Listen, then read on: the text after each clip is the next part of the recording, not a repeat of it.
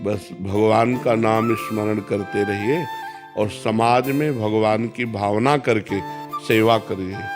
ये मनुष्य जीवन अल्प जीवन है, 100 वर्ष 80 वर्ष। ये पद भी विनाशी है और ये शरीर भी विनाशी है।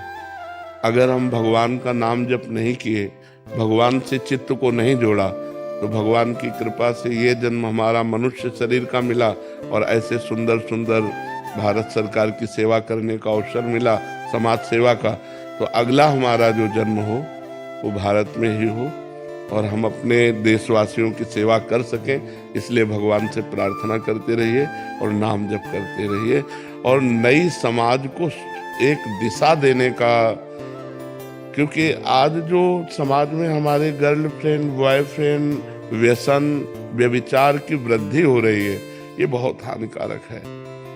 अध्यात्म के बिना आधुनिक पढ़ाई खूब पढ़ रहे हैं, पति पत्नी में प्यार नहीं, भाई भाई में प्यार नहीं है, एक दूसरे की हत्या कर रहे हैं। तो अगर हम समाज को जागृत कर पावें तो हमारा समाज सुधार। जैसे आप अर्थ का सहयोग दे सकते हैं, भाषा का सहयोग दे सकते हैं, लेकिन चरित्र का सुधार नहीं हो रहा। व्यसन युक्त नई पीढ़ी हो रही, जो विद्यार्थी जन है वो व्यसन युक्त हो रहे, नशेबाजी में पड़ रहे हैं, जो नए बच्चे हैं व्यभिचार में फंस रहे हैं। इससे हमारे भारत का जो आगे का स्वरूप है वो नई पीढ़ी है और ये नई पीढ़ी गलत आचरणों में जा रही है।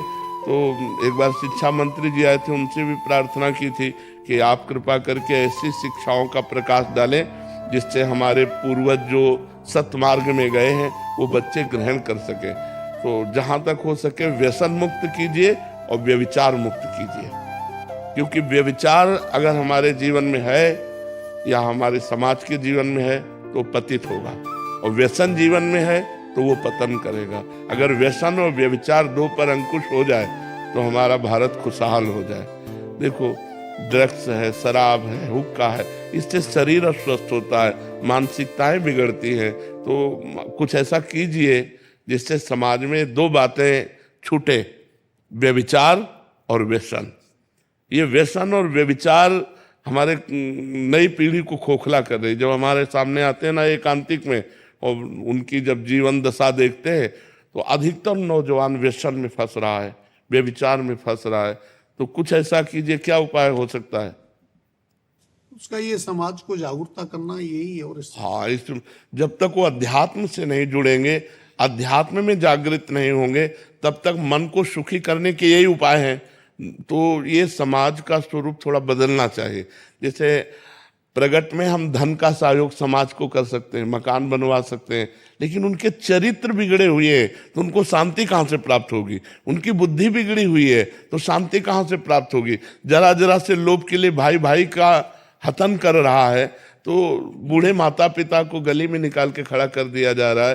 तो आज जो हमारे नई पीढ़ी की बौद्धिक स्थिति है वो थोड़ा बहुत नाजुक होती जा रही है। आधुनिक पढ़ाई में तो बहुत ग्रेजुएट है, लेकिन अध्यात्म में शून्य होने के कारण वो स्वयं अशांत है और अपने परिवार को भी अशांत कर रहे हैं। तो हमें लगता है थोड़ा समाज को इस रूप में जागरूक किया जाए, स्वयं कोई नशा न करे, स्वयं व्यभिचार न करे, अपनी स्त्री के सिवा छोड़कर पत्नी के सिवा किसी ऐसा ना करे। जो आप कह रहे हैं ये बहुत अच्छी बात है। गांव में जो विचार था वो धीरे धीरे पवित्रता का नाश हो रहा है, चरित्र की हानि हो रही, बहुत हानि हो रही है। तो अब देखो, आप लोग समर्थ हो, आप देखो इसे